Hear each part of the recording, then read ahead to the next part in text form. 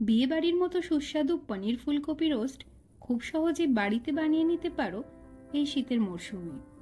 তার জন্য রেসিপিটি শুরু থেকে শেষ পর্যন্ত স্কিপ না করে দেখতে থাকো। আশা করছি ভিডিওটি তোমাদের ভালো লাগবে। যদি ভিডিওটি ভালো লেগে থাকে তাহলে অবশ্যই লাইক করে কমেন্ট করে দিও। আর যারা এখনও চ্যানেলটা সাবস্ক্রাইব করোনি তাদের কাছে রিকোয়েস্ট থাকলো চ্যানেলটা সাবস্ক্রাইব করে পাশে থেকো। তো প্রথমেই আমি 200 গ্রাম পনির টুকরো টুকরো করে কেটে নিয়েছি। একটা মিডিয়াম সাইজের ফুলকপি থেকে ফুলগুলো ছাড়িয়ে বোটার অংশগুলো এইভাবে ছুরি দিয়ে একটু চিড়ে নিচ্ছি।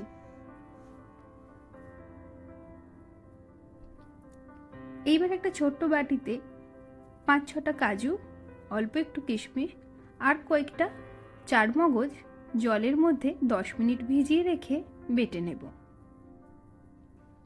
এবার কড়াইতে জল দিয়ে তার মধ্যে ফুলকপির টুকরোগুলো দিয়ে 1 চামচ হলুদ গুঁড়ো আর সামান্য পরিমাণ নুন দিয়ে 10 মিনিটের জন্য এটা ঢাকা দিয়ে ভাপিয়ে নিচ্ছি। যেহেতু এই সময়ের ফুলকপিতে প্রচুর পরিমাণে কীটনাশক ব্যবহার হয়, সেই কারণে হলুদ দিলে ভাপিয়ে নিলে কিছুটা সুবিধা এখান থেকে পাওয়া যায়।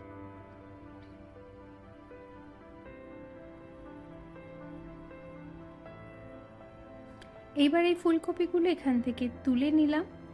কড়াইতে দিয়ে দিয়েছি সাদা তেল। এর মধ্যে এবার পনিরের টুকরোগুলো আগে ভালো করে ভেজে নেব।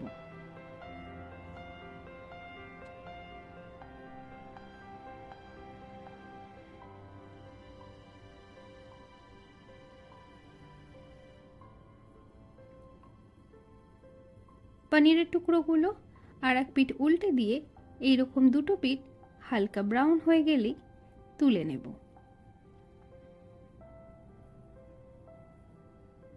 পনির ভেজে নেওয়ার পর সবসময় ঈষদুষ্ণ গরম জলের মধ্যে রাখবো, তাতে পনির অনেক সফট থাকে। এবার এই তেলের মধ্যেই ফুলকপির টুকরোগুলো ভেজে নিচ্ছি।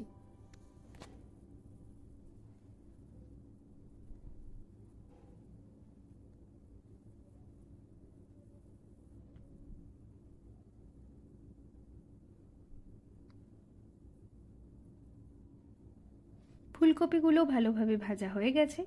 এইবার এগুলো তুলে নিচ্ছি। হোম কুক উইথ পুপু চ্যানেলে পনিরের আরও অনেক রেসিপি আছে, চাইলে তোমরা সেই রেসিপিগুলোও দেখতে পারো। তোমাদের সুবিধার্থে আমি ডেসক্রিপশন বক্সে লিংক শেয়ার করে দেব। এইবার এই তেলের মধ্যেই আমি একটু পেঁয়াজকে বেরেস্তা করে নিচ্ছি।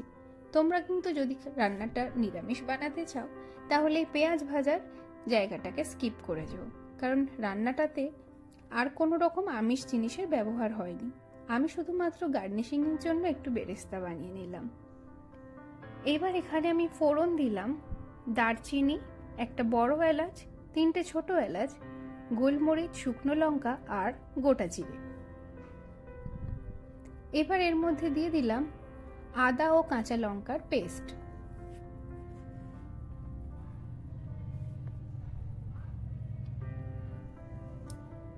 আদা কাঁচা লঙ্কার পেস্টটা ভালো করে কষিয়ে নিচ্ছি হাই ফ্লেমে।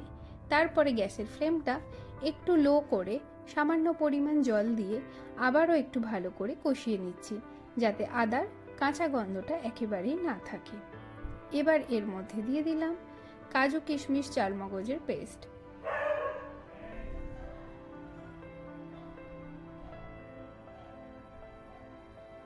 এবার এগুলো দিয়ে মিডিয়াম ফ্লেমে 5 থেকে 7 মিনিটের জন্য ভালো করে এইভাবে খুন্তি চালিয়ে কষতে থাকব। দিয়ে দিচ্ছি সামান্য পরিমাণ নুন আর দিচ্ছি 2 চামচ মতো গোলমরিচের গুঁড়ো। এগুলো দেওয়ার পর আরও 2 থেকে 3 মিনিট এইভাবেই নাড়াচাড়া করব।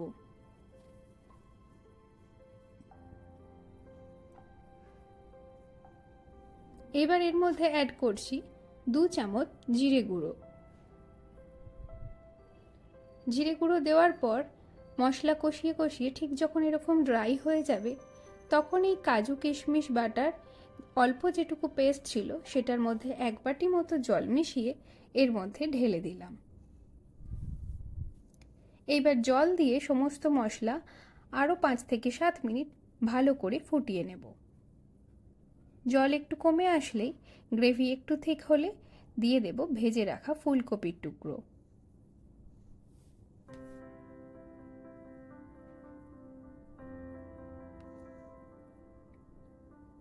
এবার ওপর থেকে দিয়ে দিলাম হাফ কাপ পরিমাণ দুধ।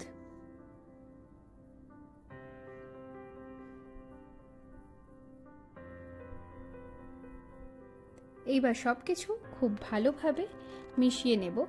2 থেকে 3 মিনিট ঠিক এইভাবেই রান্না করব।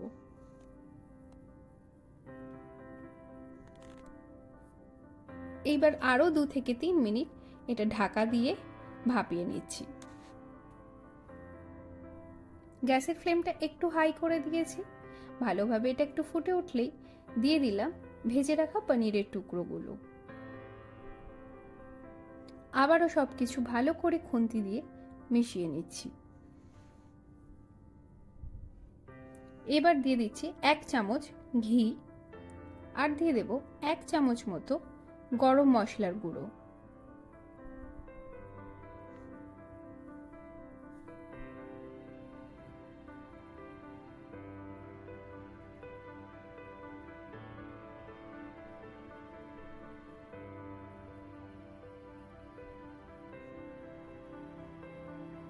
এবার সব কিছু ভালো করে মিশিয়ে নেওয়ার পরে এর মধ্যে দিয়ে দেব 1 চামচ মতো চিনি আর স্বাদ মতো নুন।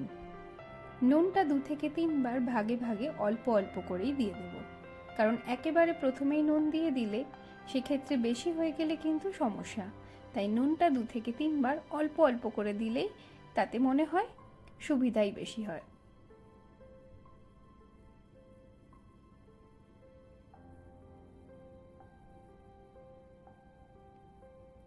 এইবার এটা লো টু মিডিয়াম ফ্লেমে 5 মিনিটের জন্য ঢাকা দিয়ে রান্না হতে দেব।